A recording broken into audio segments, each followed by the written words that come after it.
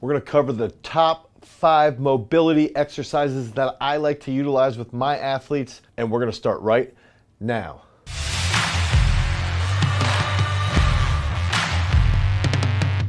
What's up, everybody? It's Dane Miller from GarageStrength.com. If this is your first time to the channel and you're interested in becoming a better athlete, you want to get stronger, you want to be more explosive, you want to recover more effectively, make sure that you like, you subscribe, and you ring that notification bell so we can help you become a champion. So athletes of all walks of life struggle with various different issues in their training. A lot of athletes have shoulder problems. A lot of athletes have lower back and hip issues. A lot of athletes might have tight ankles.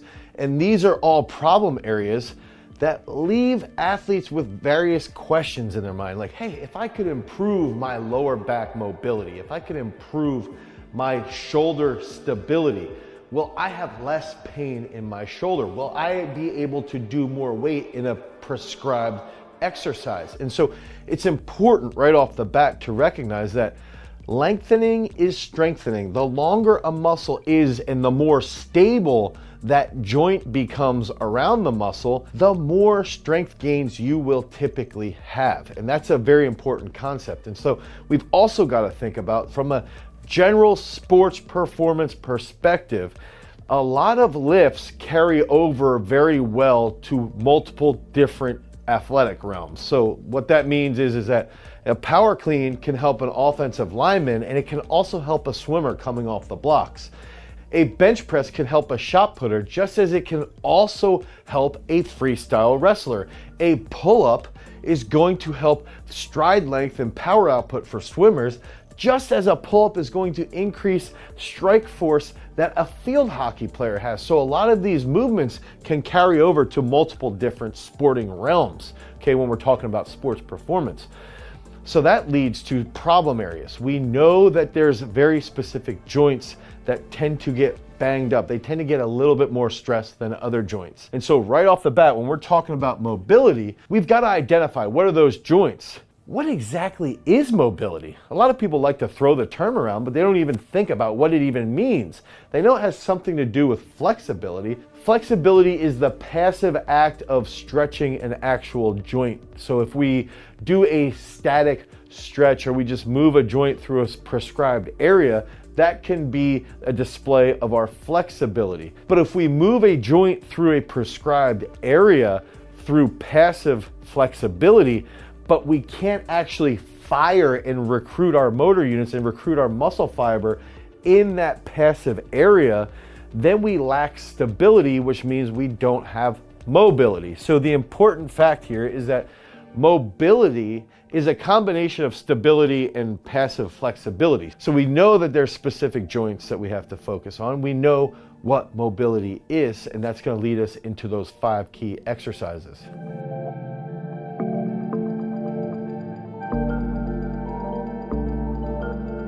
So that number 5 exercise, this is a movement that I like to utilize with a lot of my football players as part of their warm-up. This is also a movement that I learned directly from the Mobility Doc. So if you want to learn anything about mobility deeper, head over to mobilitydoc.com. You can learn from Chloe and you can learn from Dr. John. Dr. John Giacalone has taught me anything that I know about mobility, and he knows way more than I do. So this is something he had shown me when our discus thrower, Sam Mattis, had hurt his pec throwing discus. There's a lot of stress on the pec when you're catching a discus deep, and there's a lot of torque that goes into that muscle belly.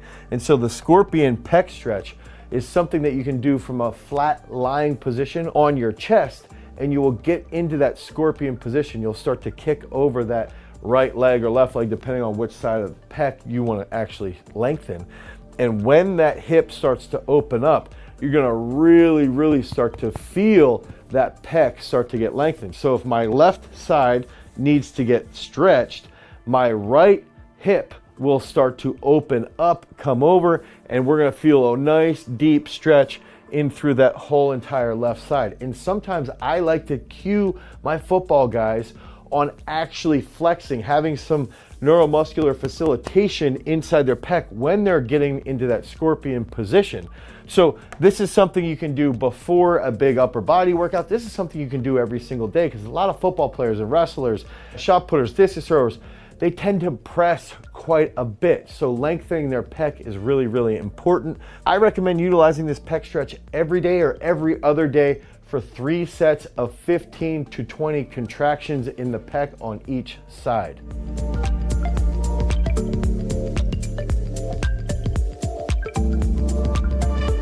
That next big mobility exercise is going to be for the hips. And this is one that can be really, really tough. And a lot of guys might get stuck in certain angles, and then over time they can work through it. So be careful when you're hitting this. I love doing this. The hip 90-90. I have all my throwers do this before they go out to throw. I have weightlifters do this before they weightlift. I have wrestlers do this before they get on the mat. This is a movement that you can sort of windshield wiper your knees back and forth. And as you get better at this, after about a month and a half, you'll notice a dramatic change in your hip stability. You're going to notice a dramatic change in your control. You're going to actually be able to recruit your abs in conjunction with your hips. And you might even alleviate some back pain. So this is a really, really good exercise. You can do 3 sets of 7 to 9 reps on each side before you do any activity. You could even do this exercise at home while you're sitting in front of the TV or while you're playing your video games, whatever it might be.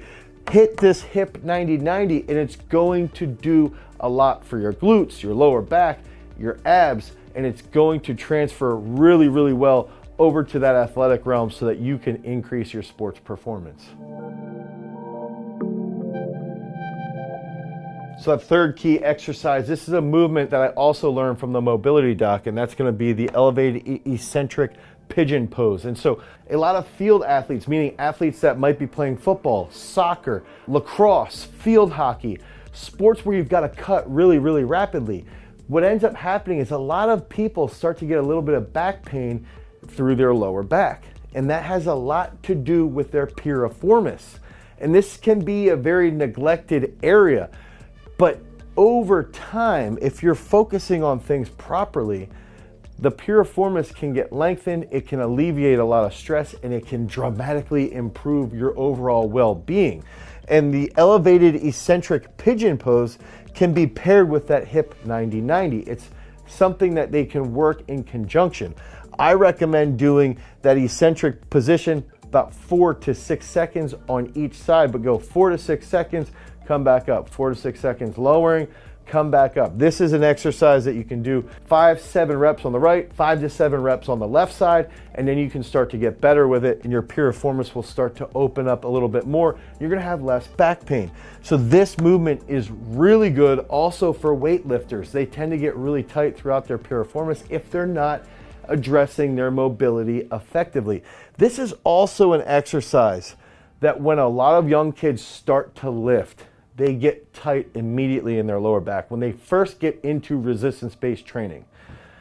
I recommend, to prevent any issues right off the bat, have kids do this before and after their workouts for 3 to 6 months to prevent any lower back pain. Because when kids first get into resistance-based training, if they have pain, if they have lower back pain, they don't know what that feeling is.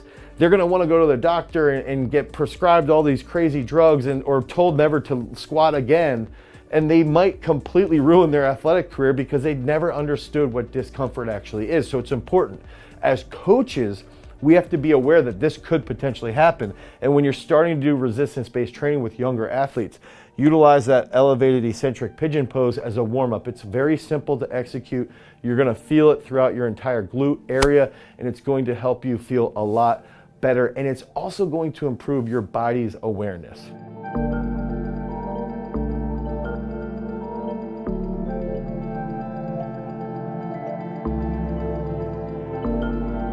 So coming at that number 2 spot, this is my all-time favorite, no matter what. This is my favorite exercise, PVC pipe walk. So I recommend getting a pipe that is 3 to 4 feet in length, 2 to 3 inches in thickness, and walk on it all the time. All the time. Anybody who has a really tight Achilles, if you can do some dorsiflexion drills on it, you're gonna lengthen that Achilles. If you have plantar fasciitis, walk on PVC pipes daily. It will break up all that scar tissue. It's going to help to feel better, and you can alleviate any of your plantar fasciitis pain just by walking on that PVC pipe. It might not be perfect and you're still gonna have to go to a doctor, but it can help quite a bit. So walking on that PVC pipe can also increase how active your toes are. If we get more mobility in our heel, if we get more mobility throughout our foot and our toes start to wake up and they become more stable in different positions, that in theory can also help prevent shin splints. This can also lead to better performance of how our knee tracks. I like utilizing PVC pipes every single day before training. 5 sets of 15-meter walks. You can play games with it. You can walk fast, you can walk backwards, you can walk sideways. You can do fast, you can walk slow. When you get skilled at this activity, your foot tends to have greater proprioception. When you have greater proprioception, you have much more mind-muscle connection, and that also helps you transfer to being more mobile and stable in different positions. Again, this is a great exercise. It's so cheap, it's so easy, and you can do it all the time and your body will feel fine with it. It's not gonna lead to any problems. PVC pipe walks, 5 sets of 15 meters every single day. Finally, my number one mobility exercise is going to be that thoracic extension over a wheel. And I love this movement for completely waking up that upper back. If I've got myself, I haven't done mobility in a couple days, a couple weeks, and I really need to open up. I really need to open up my chest and open up my upper back. I'm hitting thoracic extensions over a wheel. If I've got my weightlifters, they've got to start to work on lengthening their lats. They've got to start to feel on a little bit greater thoracic extension in their upper back. Same with my wrestlers, my football players. Field hockey players are also in that same position all the time. Now you start to lengthen their lats. They improve their lat strength. They improve their lat strength because their lats get longer. And then in turn, that leads to a better strike force. And so that's important. That's what we got to think about. The thoracic extension over that wheel is going to open up your abs, your lats. It's going to help you control your upper back a little bit more. It's going to help that thoracic extension, and your shoulders are going to be a little more stable. And then we can lengthen our muscles more when we're training, and then that leads to sports performance. This movement, again, 3 to 4 days a week, 4 to 5 sets of 15 seconds. You can even go to elbow touches on the wheel. This exercise is phenomenal, and it's something that you can do on a regular basis. And if you have older clients who tend to sit at a desk all day, this movement can really help with posture. This is something that I even like to utilize with my young athletes to teach them posture, because there tends to be a time around 4th, 5th, 6th grade when students start to get lower and lower with their shoulders. They start to lose that posture that they had so perfectly when they were younger. And then that actually improves their trunk control, and that can improve their ability to coordinate their abs with their back. So utilize this exercise to help with posture, utilize this exercise to help with lengthening the lats, utilize this movement even if you have somebody who struggles to rack a clean. Now you do some thoracic extensions over the wheel. Now their lats open up, their triceps start to open up, they start to open up even throughout their forearms, and they can rack the clean better. This movement transfers over phenomenally. This is an exercise I got directly from Dr. John at mobilitydoc.com. If you want more information about mobility specifically, head over to his website. If you want more mobility exercises for Olympic lifting or for sports performance, you can click on this card right here. Until next time, guys, peace.